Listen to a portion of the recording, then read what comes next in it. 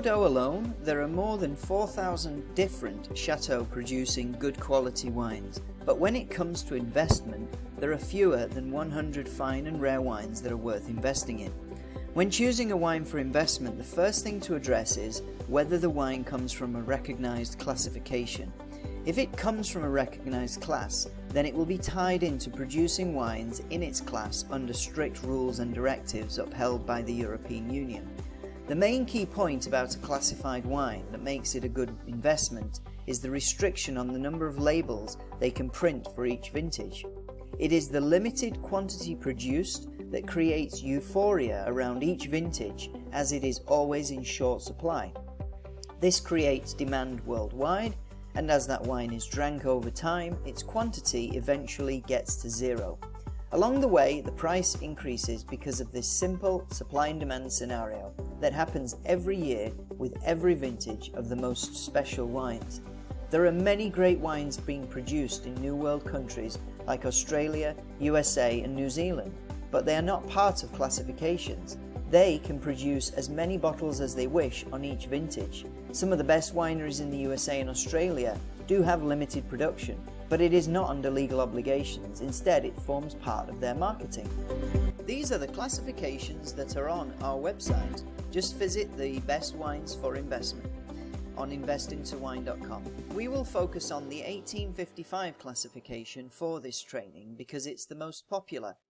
There are only 5 wines in the first growth classification listed in the 1855 classification of Bordeaux, which was created by Napoleon III.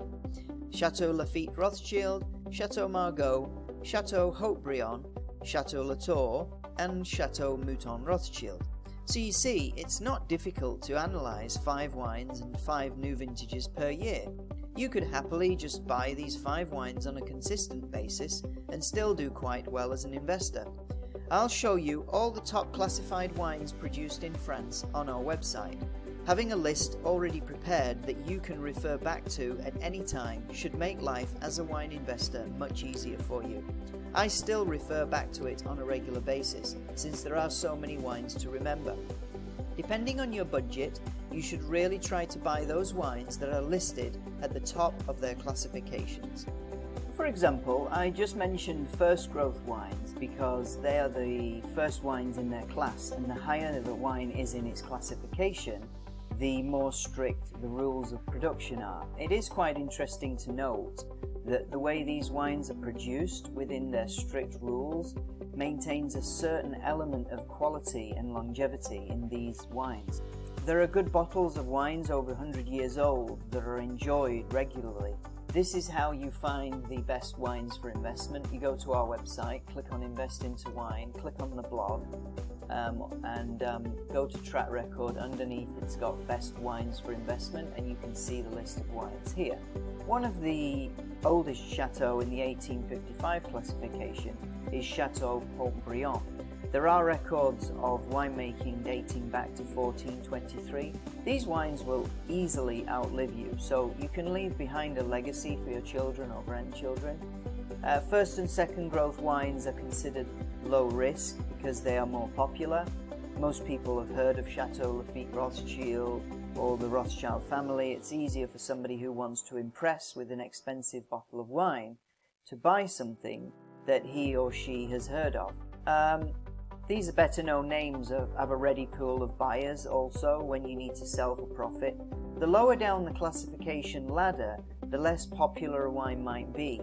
They fetch a lower price and they tend not to increase in value as aggressively as the first growth wines in their class. There was a boom in Lafite Rothschild several years ago, mainly due to the upcoming Chinese. The billionaires were giving gifts in China to government officials.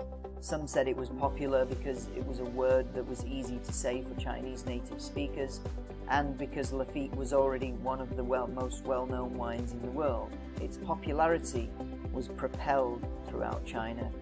It's always easy to buy something that we can relate to. Wine is customary across the globe. If you want to impress somebody or you want to give a generous gift, a bottle of wine will generally fit in nicely. Since wine comes in all shapes, sizes and price tags, it's an easy gift to choose for someone. and since Lafite fetched a higher price than most wines, it was an easy target for gift giving in China. For those government officials that needed impressing, the word soon got around in China how much a bottle of Lafite cost. It was one of the most expensive, and therefore it was positioned as one of the best. It's extremely auspicious and generous in China to hand over a bottle of 1982 Lafite Rothschild, which fetches around $5,000 a bottle today. The old laws of supply and demand always give these top-class wines the edge when it comes to traditional investing. Their performance is considered very consistent, and you should try to be achieving anywhere from 5 to 15% per year on any given vintage.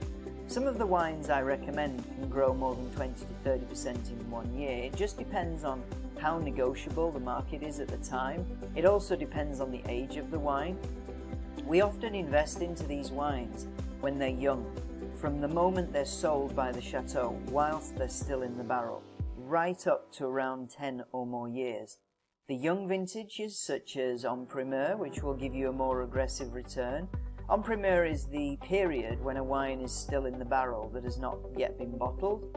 Returns can be as high as 30% in 1 year. However, if the critics taste the wines later on and find the wine is not performing well after it's bottled, then they can actually downgrade the rating, which can affect the price. Therefore, they would carry more risk to a higher reward than obviously the older vintages. And older vintages, say something that is 3 years or older, will be more stable in growth. It's already tasted and it's known for its style. This is usually the easiest period to make growth without taking too much risk. A vintage that is 8 to 15 years old will give you the most stable return, but it will also likely be the lowest.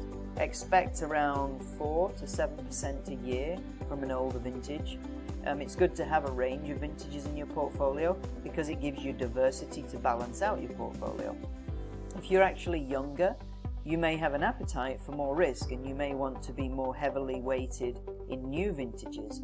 If you're above 50 or 60 years of age, then you need to maintain a balance of vintages to ensure that you're not taking too much risk.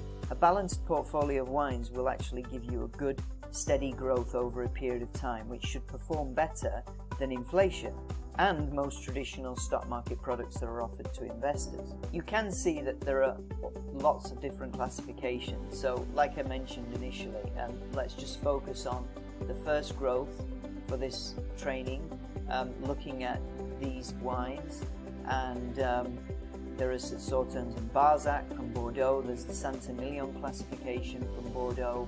And these are the Premier Cru. So these are actually Grand Cru class. So what I've listed up here is just showing you the first growth category of that particular classification. So this is another classification, and again these are the first growths. And again this is the Saint-Emilion classification, a different classification again from a region of Saint-Emilion, and again Premier Cru, Grand Cru class A. We have the second growth Bordeaux, we have the full 1855 classification, we have Burgundy wine classifications, we have Sauternes and Barsac from Bordeaux, we have Saint-Emilion, the full classification, and we also show the top 100 champagne classifications. So have a look through those. You're welcome to go and study them and look at them. You're welcome to ask me any questions you like about them. I do sometimes buy the different classifications. It really depends on the deals that I can find at the time.